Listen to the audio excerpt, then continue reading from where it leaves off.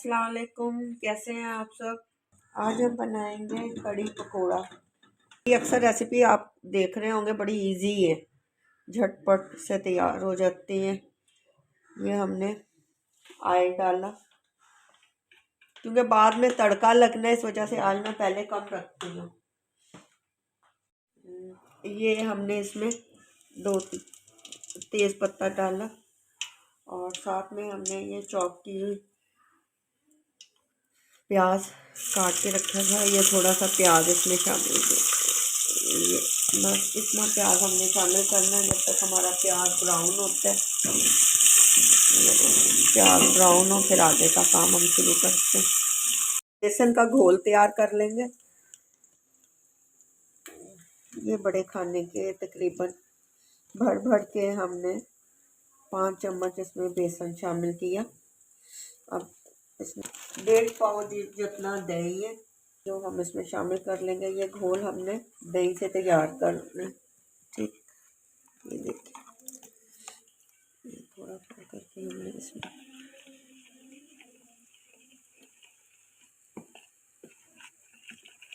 इसमें गुठलियाँ बिल्कुल ना आए।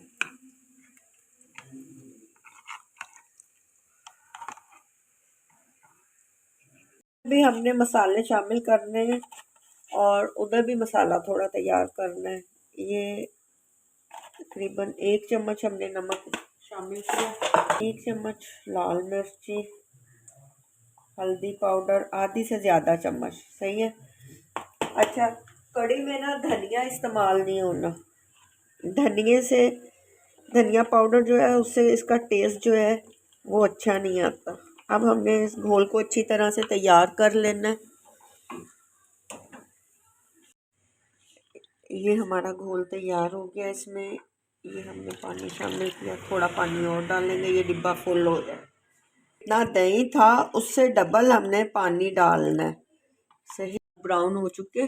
अब हम इसमें लहसुन, अदरक और हरी मिर्ची का पेस्ट शामिल करेंगे। इसमें ही हम आधी चम्मच नमक, आधी चम्मच कुटी हुई लाल मिर्ची और आधी से कम चम्मच ये हल्दी पाउडर और 1 से 1.5 चम्मच ये लहसुन, अदरक और हरी मिर्ची का पेस्ट शामिल करके इसकी भुनाई करेंगे। ज़रा सा ये पानी शामिल करेंगे हम।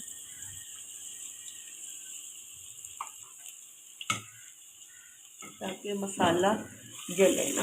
अच्छा, कुछ मसाला मैंने बेसन में मिक्स किया, घोल के अंदर तैयार किया था, कुछ इधर, ताकि ये मसाले का है ना भुनाई में खुशबू और एक जायका अलग से आ जाता है। क्योंकि सिर्फ लहसुन अदरक की पेस्ट को हमने नहीं भूनना, साथ मसाला भी भूनना है।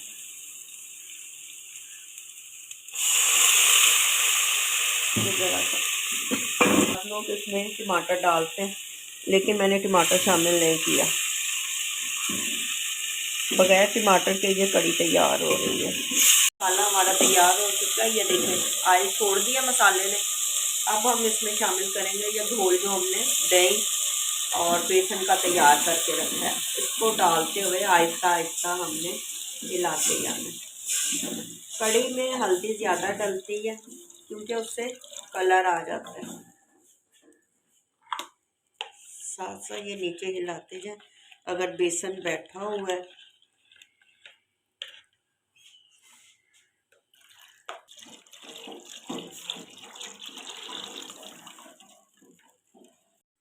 ये देखें, ये गुठली थी एक आध, वो नीचे बैठ गई है, इसको शामिल नहीं करना। अब ये कड़ी हमारी डिम आंच पे जितना ज़्यादा पकेगी उतना ज़्यादा ये अच्छी बनेगी। जब तक हम पकोड़े की अपनी तैयारी शुरू कर लेते हैं। ये हमने पकोड़े का सारा सामान काट लिया, जिसमें एक अदद छोटा प्याज काटा, 4 से 5 हरी मिर्ची, 1 छोटा आलू बारीक बारीक स्लाइस करने, हरा धनिया, बंद गोभी थोड़ी सी। ये बेसन हमने ले लिया तकरीबन आधा पाव जितना। इसमें हमने शामिल करना है ये बेकिंग पाउडर बिल्कुल थोड़ा सा, चाट मसाला आधी चम्मच, थोड़ा सा भुना हुआ ज़ीरा, ज़रा सी हल्दी ताकि पकोड़ों का फ्लेवर कलर अच्छा आ सके। नमक 1 चम्मच, 1 चम्मच कुटी हुई लाल मिर्ची, सूखा धनिया कुटा हुआ, साबुत कुटा हुआ। ठीक, ये इसलिए मैं पहले आपने देखा होगा कि मैंने कड़ी में धनिया नहीं डाला, लेकिन पकोड़ों में मैं डालती हूँ। ये चीज़ याद रखें। ये सारी मसाले हमने इसमें बेसन में मिक्स किए। अच्छा, इसमें ना थोड़ा सा ऑयल भी शामिल करना है। ये सारी चीज़ें बीच में ये तकरीबन 1 चम्मच जितना ऑयल शामिल करेंगे। सही, थोड़ा थोड़ा पानी डालकर फिर हमने एक इसका सख्त सा घोल तैयार करना है और फिर उसे 10 से 15 मिनट के लिए रख देंगे बंद करके, जब तक कड़ी तैयार होगी। थोड़ा थोड़ा सा पानी इसमें शामिल किया। ये देखें, आप हाथ के साथ ज़्यादा अच्छी तरह से इसको मिक्स कर लेंगे। ये देखें, सारा मसाला ये सख्त, बिल्कुल लिक्विड नहीं बनाना, इस तरह से सख्त मिक्स करके इसको आपने तकरीबन 10 से 15 मिनट के लिए रख देना है।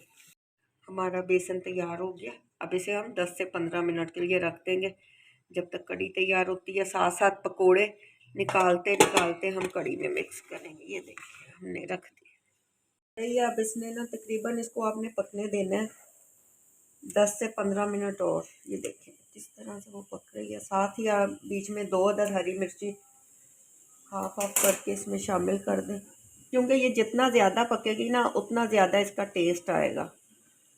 और इसलिए इसमें पानी भी ज़्यादा शामिल किया जाता है, यानी दही से डबल हो जाता है पानी। तो ये पक पक के तैयार होती है।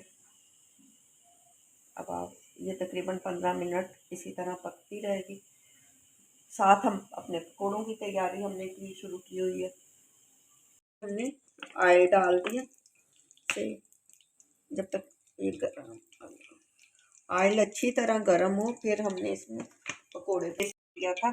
अब हमने इसको चम्मच की मदद से एक ही रुख पे चलाना है।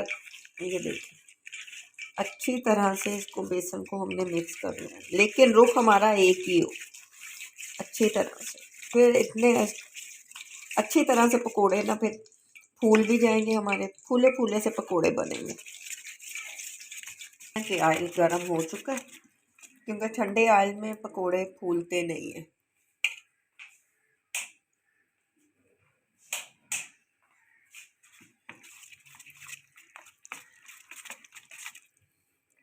ये ज़रा सा एक आलू का पीस उठा के हमने चलते, ऑयल गर्म हो चुका है। अब हम इसमें, अच्छा मैं ना हाथ की मदद से हमेशा पकोड़े डालती हूँ, क्योंकि चम्मच से मेरे से सही नहीं बनते। ये देखिए, ऑयल गर्म हो चुका है। साथ साथ हम लोग पकौड़े डालेंगे और साथ साथ कड़ी में डालते जाएंगे। एक साइड अच्छी तरह से पक जाए, फिर हमने पकोड़े दूसरे साइड पे करना है, दूसरा साइड पलट देंगे, क्योंकि बार बार हिलाने से ना पकोड़े टूट जाएंगे। ये एक साइड से पकोड़े तैयार हो चुके, इसको आराम आराम से रखना। साथ ही हमारी कड़ी तैयार हो रही है, यहाँ से पकोड़े निकलेंगे और वहाँ पे हम डालते जाएंगे। ये पकोड़े तैयार हो गए, ये हमने निकाल लिए।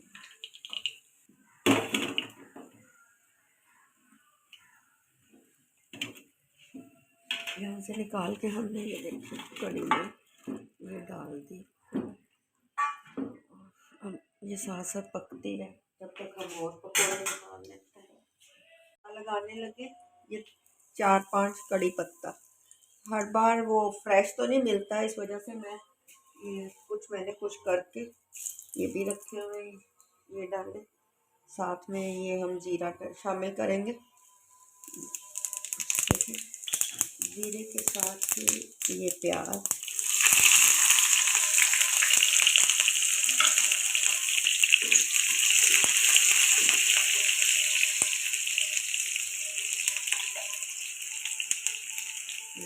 ये कलौंजी है थोड़ी सी,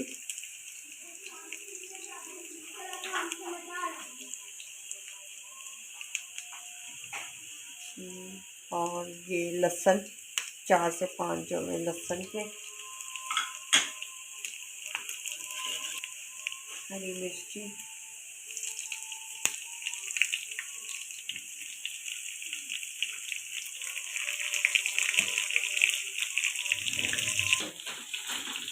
یہ تڑکا تیار ہو شامل کر دیا۔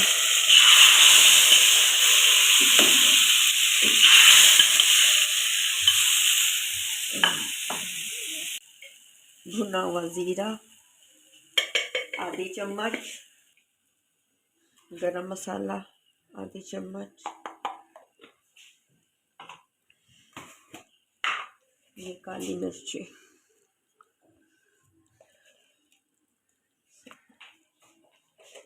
اور ہم اس میں ایڈ کریں گے اوپر سے یہ لیجیے ہماری یہ کڑھی تیار ہے، بس ڈھکن بند کر دیں۔ ابھی ہم اس کو ڈش آؤٹ کرتے ہیں۔ مزیدار سی کڑھی تیار ہو چکی ہے، آپ بھی ضرور ٹرائی کریں۔ اچھا، کچھ لوگ ساتھ میں کچھ پکوڑے لینا پسند کرتے ہیں کڑھی کے بغیر بھی، جو ساتھ میں آپ لوگ رکھ سکتے ہیں۔ اگر آپ کو میری یہ ریسیپی پسند آئے تو میرے چینل کو لائک اور سبسکرائب ضرور کریں۔ اوکے، اللہ حافظ۔